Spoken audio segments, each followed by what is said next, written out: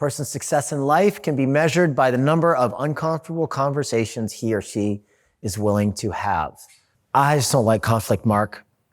So you're going to let this office manager, this toxic office manager that's turned away 2 associates and a hygienist, continue to run your practice into the ground because you can't have a difficult conversation?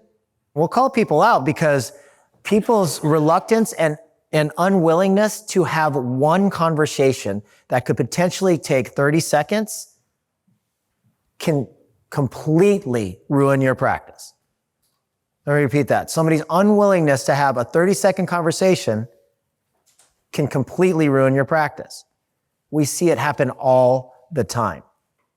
Just like a cold shower, it's not fun and nobody wants to do it, but you gotta do it.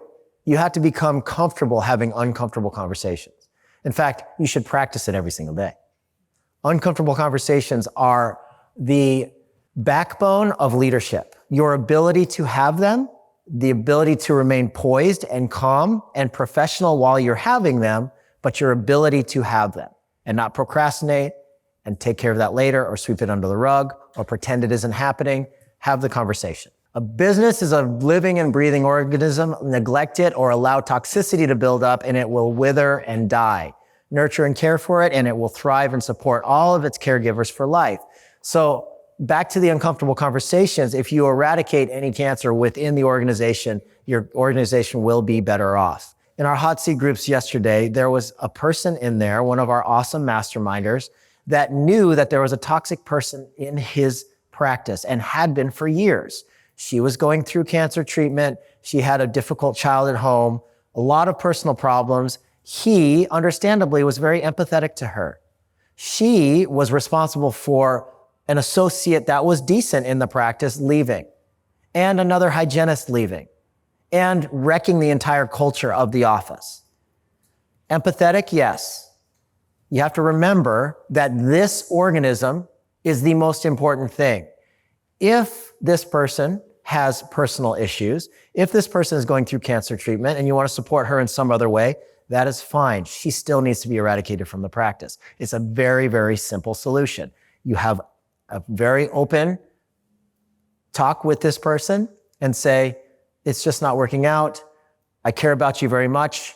Let's talk as friends outside and after this. I want to see how I can support you and your son. I'm so sorry you're going through this cancer treatment. I'm going to be there to support you as a friend.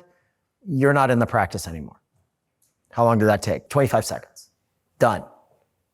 If he would have had that conversation 3 years earlier, he still would have a hygienist, he still would have an associate, and the practice culture would be much, much stronger. Don't confuse empathy for weakness. If you're putting the organism at risk, that's an organism that is feeding your family. This is the way I always look at it. This is an organism that's feeding my family and the families of all the people that work inside of it. It goes beyond any single person or group of people, or maybe the entire team. If the entire team is toxic and you got to work with one person, you got to do what you got to do. If that's the only way that the organism is going to survive, then that's what you have to do.